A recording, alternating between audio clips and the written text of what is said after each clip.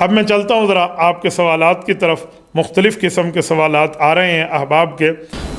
اسامہ سمرو صاحب کراچی سے پوچھتے ہیں، حضرت استاد محترم، جو لوگ مکہ مکرمہ اور مدینہ منورہ سے جا کر وہاں کی واپسی پر وہاں کی خاک مبارک کو لے کر آتے ہیں اور یہ وصیت کر جاتے ہیں کہ اس خاک کو میری قبر کے اندر بطور مٹی شامل کر دینا، کیا اس طرح کرنا درست ہے؟ رہنمائی فرمائیں، جزاکم اللہ خیرہ.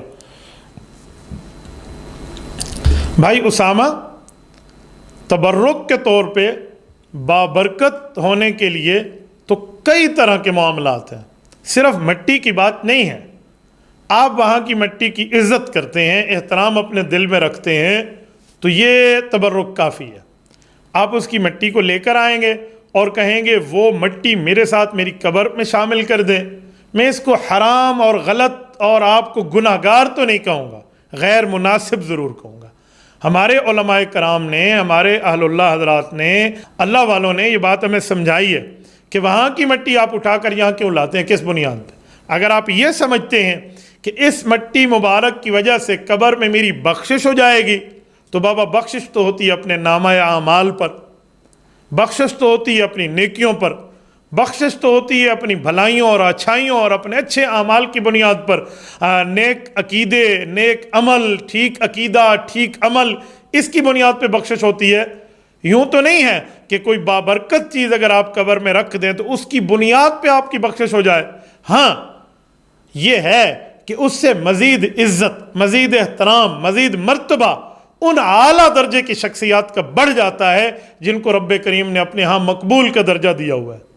ڈائریکٹ رسالت مآب علیہ الصلوۃ والسلام سے جس چیز کا تعلق ہو اس کو قبر پہ رکھنے کے لیے تو روایات ہمیں ملتی ہیں، لیکن آپ مکہ مکرمہ کی کسی جگہ کی مٹی اٹھا کے آ جائیں، مدینہ طیبہ کی کس جگہ کی مٹی اٹھا کے آ جائیں اور کہیں ڈالیں، اس طرح کے واقعات نہیں ملتے. مثلا کاتب الوحی رسالت مآب صلی اللہ علیہ وآلہ وسلم کے ہم زلف حضور پاک علیہ الصلوۃ والسلام کی بیوی ام المؤمنین حضرت ام حبیبہ رضی اللہ عنہ کے بھائی حضرت معاویہ بن ابی سفیان رضی اللہ عنہ، صحابی بن صحابی، صحابی بن صحابیہ، یہ شخصیت، ان کے پاس رسالت مآب علیہ الصلوۃ والسلام کے ناخن مبارک کٹے ہوئے تھے.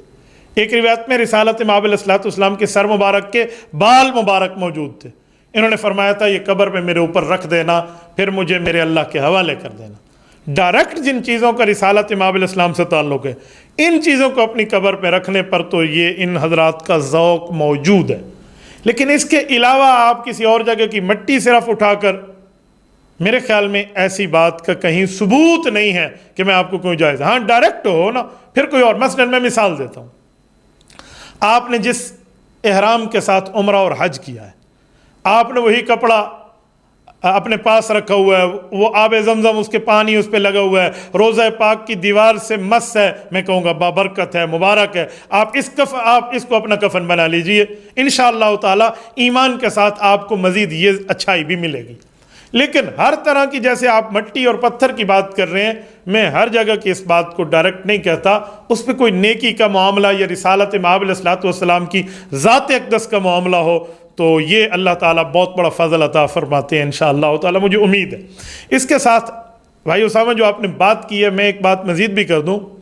مکۃ المکرمہ میں مجھے ایک بزرگ ملے، بعد میں مدینہ طیبہ میں بھی ملاقات ہوئی. ہمارے بہت قابل احترام بزرگ ہیں جناب حاجی شاکر صاحب دامت برکاتہم العالیہ. انہوں نے میرے اوپر ایک بہت بڑا احسان کیا. وہ ہمارے ہاں ادارۃ النعمان مسجد کریمیہ ڈیرہ اسماعیل خان میں تشریف لائے، تو انہوں نے اپنے پاس رسالت مآب علیہ الصلوۃ والسلام کا روضہ اقدس میں صفائی میں جانے والے خوش قسمت آدمی کا جبہ اپنے پاس رکھا ہوا تھا. یعنی وہ جو روضہ پاک کے خادم ہیں غالباً شیخ احمد صالح نور رحمہ اللہ اور ان کے چھوٹے بھائی اور یہ لوگ جو جاتے تھے جب، تو ان کے جسم پہ صفائی کے وقت جو جبہ ہوتا، جو رومال ہوتا اور جو پگڑی وغیرہ ہوتی، تو وہ انہوں نے اپنے ساتھ لائے، میرے سر پہ رکھی، مجھے جبہ بھی پہنایا. میں نے اس میں گفتگو بھی کی ہے، شاید وہ آ بھی جائے منظر عام پہ. تو انہوں نے پھر مجھے کہا کہ میرے پاس صفائی کا کپڑا موجود ہے روضہ پاک کا، اور وہ میں آپ کے لیے دوں گا، آپ اس کو اپنے ساتھ اپنی قبر میں بطور کفن رکھوانا چاہیں یا بطور جیسے رکھوانا چاہیں انشاءاللہ تعالی، یہ مجھے بھی انتظار ہے۔ آپ دعا فرمائیں رب کریم ان کو بھی یہ توفیق عطا فرمائے، میری ایک عرصے سے ان سے ملاقات نہیں ہے، اللہ تعالیٰ ان کو سلامت با کرامت رکھے۔ تو اس طرح کی ڈائریکٹ چیز ہو نا تو پھر مزہ بھی آتا ہے۔ آپ مدینہ طیبہ کی کسی جگہ کی مٹی اٹھا کے آ جائیں گے تو مبارک جگہ تو ضرور ہے، لیکن میں اس کو اس درجے پہ کہوں جیسے صحابہ کرام کے لیے یا ذات اقدس صلی اللہ علیہ وسلم کے ڈائریکٹ کا معاملہ ہے، تو اس طرح کا پھر ثبوت نہیں ملتا۔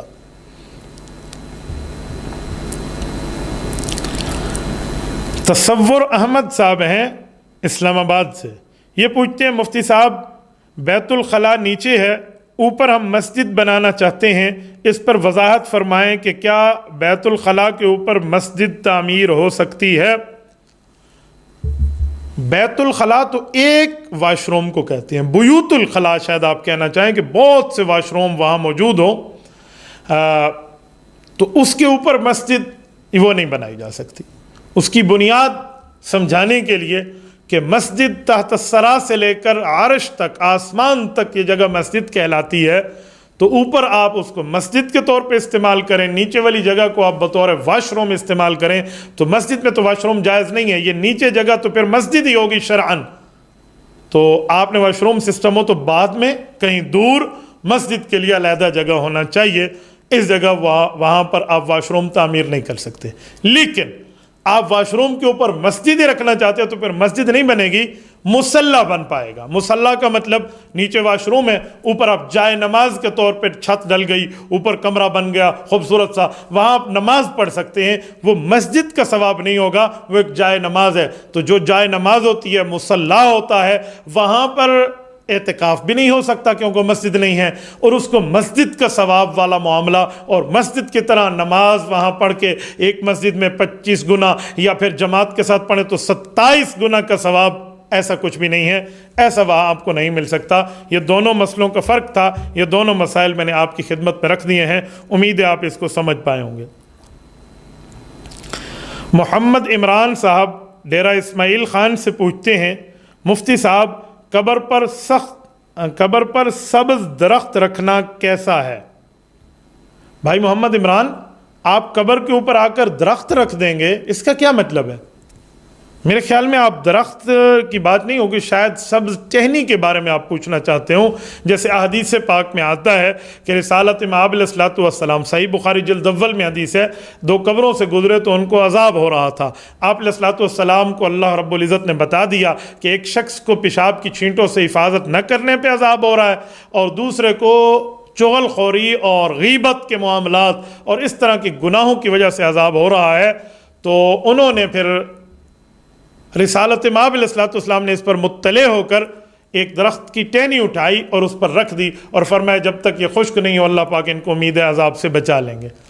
تو اگر آپ اس طرح درخت اگانا چاہتے ہیں تو میں پھر آپ کی خدمت میں ایک جملہ کہتا ہوں، اگر یہ بات ہر قبر پہ اگانے کا حکم ہوتا تو صحابہ کرام ہر قبر پہ ایک درخت اگاتے، ایسا کچھ بھی نہیں ہے۔ رسالت مآب گزرے اور آپ علیہ السلام کو معلوم ہو کہ انہیں عذاب ہو رہا ہے، تبھی آپ علیہ السلام نے رکھے، ورنہ تو باقی کسی قبور پہ حضور نے نہیں رکھے۔